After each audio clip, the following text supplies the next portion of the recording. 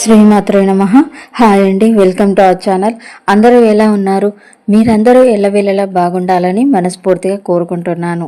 ఈరోజు వీడియోలో 2025 సంవత్సరంలో అక్షయ తృతీయ ఏ రోజున వచ్చింది, అక్షయ తృతీయ విశిష్టత ఏంటి, ఈ అక్షయ తృతీయ రోజున ఎటువంటి దానాలను చేయాలి, ఈ దానాలను చేయటం వలన కలిగే ఫలితాలు ఏంటి, అలాగే ఈరోజు ఏ దైవాన్ని పూజించాలి అనే వివరాలను తెలియజేయబోతున్నాను. వీడియోని స్కిప్ చేయకుండా పూర్తిగా చూడండి, అప్పుడే మీకు పూర్తి ఇన్ఫర్మేషన్ అందుతుంది. అక్షయ తృతీయలో అక్షయం అనగా ఎప్పటికీ తరగనిది, నాశనం లేనిది, క్షయం కానిది అని అర్థం. ఈరోజు మనం ఏ పనులు తలపెట్టినా, ఏ వస్తువు తెచ్చుకున్నా, ఏ శుభకార్యాన్ని తలపెట్టినా అది అక్షయమైన ఫలితాన్ని ఇస్తుందని నమ్మకం. అందుకే ప్రత్యేకంగా అక్షయ తృతీయ రోజు కొన్ని పనులను చేపడుతుంటారు. అంటే మనం ఈరోజు ఏ పనులైతే చేస్తామో అవి ఎప్పటికీ తరగనివి అని అర్థం. మనం మంచి పనులు చేసినట్లయితే ఆ మంచి మనల్ని ఎప్పటికీ కాపాడుతుంది. చెడు పనులు చేసినట్లయితే జీవితాంతం మనల్ని వెంటాడుతూ ఉంటుంది. మనకి వైశాఖ మాసం మొదలైన తర్వాత 3వ రోజుని అక్షయ తృతీయగా జరుపుకుంటాం. అంటే వైశాఖ శుద్ధ తదియ రోజున అక్షయ తృతీయగా జరుపుకుంటాం. ప్రత్యేకంగా సిరి సంపదలను కలిగించే దేవతగా లక్ష్మీదేవి అమ్మవారిని అక్షయ తృతీయ రోజు ఆరాధించడం జరుగుతుంది. అమ్మవారు ధనాన్ని అనుగ్రహిస్తుంటే ఆ ధనాన్ని పంచిపెట్టే బాధ్యత కుబేరుడు తీసుకుంటారని చెప్తారు.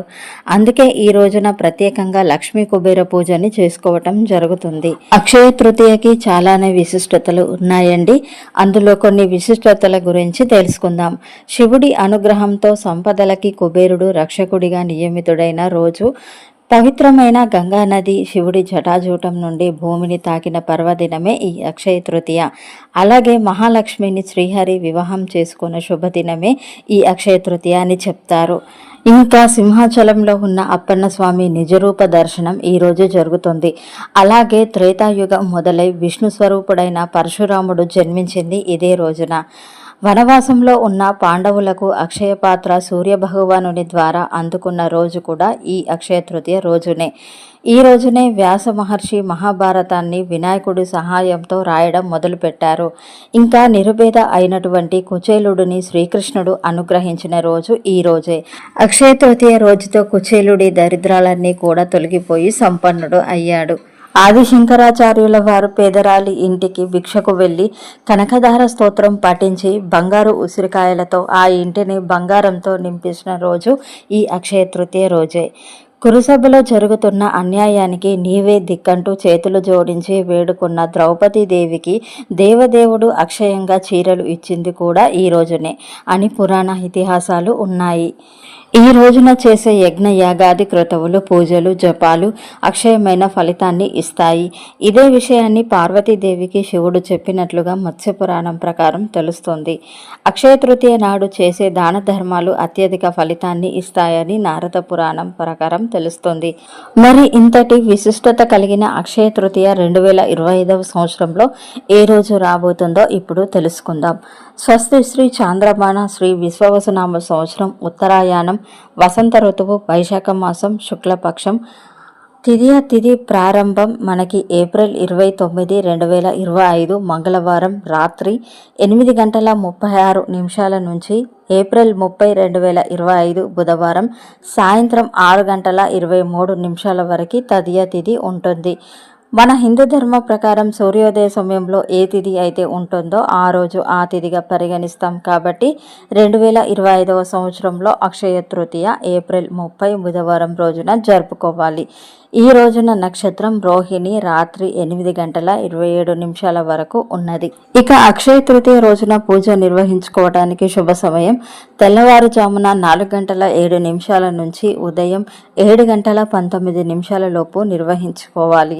ఈ సమయంలో కుదరని వారు ఉదయం 9 గంటల నుండి 10:21 లోపు పూజ నిర్వహించుకోవచ్చు. ఇక సాయంత్రం పూజ నిర్వహించుకోవాలనుకునే వారు సాయంత్రం 6 గంటల నుంచి రాత్రి 7:20 వరకు పూజని నిర్వహించుకోవచ్చు. ఈ రోజున ముఖ్యంగా సిరులు కురిపించే లక్ష్మీ కుబేరుల్ని అయితే పూజిస్తాము. అక్షయ తృతీయ రోజున సముద్ర స్నానం లేదా గంగా స్నానం తప్పనిసరిగా చేయాలి. అలాగే శ్రీ మహావిష్ణువు లక్ష్మీదేవిని వివాహం ఆడిన రోజు ఈ రోజే కాబట్టి ఈరోజు లక్ష్మీనారాయణులని పూజించినట్లయితే చాలా మంచిది. అయితే అమ్మవారికి పూజ చేయడానికి ముందుగా మనం ఇల్లు, పూజ మందిరం అన్నీ కూడా పరిశుభ్రంగా ఉండాలి. అలా అయితేనే ఆ లక్ష్మీ అమ్మవారు మన ఇంట్లో నివాసం ఉంటుంది. అక్షయ తృతీయ రోజున బంగారం కొనవచ్చా అనే విషయాన్ని ఇప్పుడు తెలుసుకుందాం. మన శాస్త్రాల ప్రకారం ఎక్కడ కూడా ఈ రోజున బంగారం కొనుగోలు చేయమని పండితులు కానీ శాస్త్రాలు కానీ చెప్పలేదు. కేవలం బంగారం దానం చేయమని మాత్రమే చెప్పారు. బంగారం కొనుక్కోవడం అనేది ఈ మధ్యన ప్రాచుర్యంలోకి వచ్చింది. అది ఎందుకంటే ఈ రోజున ఏ కార్యాన్ని తలపెట్టినా నిర్విఘ్నంగా జరుగుతుందని, ఏ పుణ్యకార్యం చేసినా కూడా దాని ఫలితం అక్షయంగా లభిస్తాయని పురాణాల ప్రకారం తెలుస్తుంది. ఈ రోజున ఏ పని చేసినా అక్షయమైన ఫలితం లభిస్తుంది కాబట్టి ఈ రోజున బంగారాన్ని కొనుగోలు చేస్తే మన సంపదలు కూడా అక్షయం అవుతాయని అన్న నమ్మకంతో అందరూ కూడా బంగారాన్ని కొనడం మొదలుపెట్టారు. అయితే బంగారం కొనడం కన్నా కూడా దాన ధర్మాలు చేసినట్లయితే చాలా మంచిది.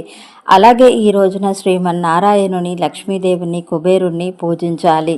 ఈ రోజున ముఖ్యంగా మజ్జిగ, మామిడి పళ్ళు, వస్త్రాలు మీ శక్తి కొలది దానం చేయవచ్చు.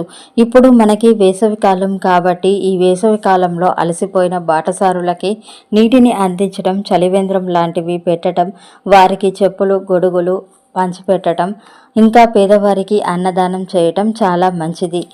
ఇలాంటివి దానం చేయటం వలన అక్షయ ఫలితం తప్పనిసరిగా లభిస్తుంది. కాబట్టి బంగారం కొనడం కంటే కూడా ముఖ్యంగా ఈ రోజున దానాలను చేయాలి. అది మనకి అనంత కోటి అక్షయ పుణ్యఫలాన్ని జన్మాంతరాల వరకు సంపాదించుకునేటట్లు చేస్తుంది. బంగారం కొనుక్కునే శక్తి ఉన్నవారు తప్పనిసరిగా బంగారం కొనుక్కోవచ్చు. లేని వాళ్ళు మీ శక్తి కొలది పూజలు, దానాలు తప్పనిసరిగా చేసుకోవాలి. బంగారం కొనలేని వారు ఈ రోజున కల్లుప్పు కొని తెచ్చుకొని పూజా మందిరంలో పెట్టుకొని అమ్మవారి పూజలో పెట్టుకున్నట్లయితే చాలా మంచిది. బంగారం కంటే కూడా ఉప్పు కొని తెచ్చుకున్నట్లయితే ఇంకా మంచి ఫలితాలని పొందుతారు. ఇదండి వీడియో మీకు ఉపయోగపడింది అనుకుంటున్నాను. వీడియో కనుక నచ్చినట్లయితే లైక్ చేయండి, మీ ఫ్రెండ్స్కి షేర్ చేయండి. మరిన్ని ఆధ్యాత్మిక విషయాల కోసం మన ఛానల్ని సబ్స్క్రైబ్ చేసుకోండి. Thank you for watching.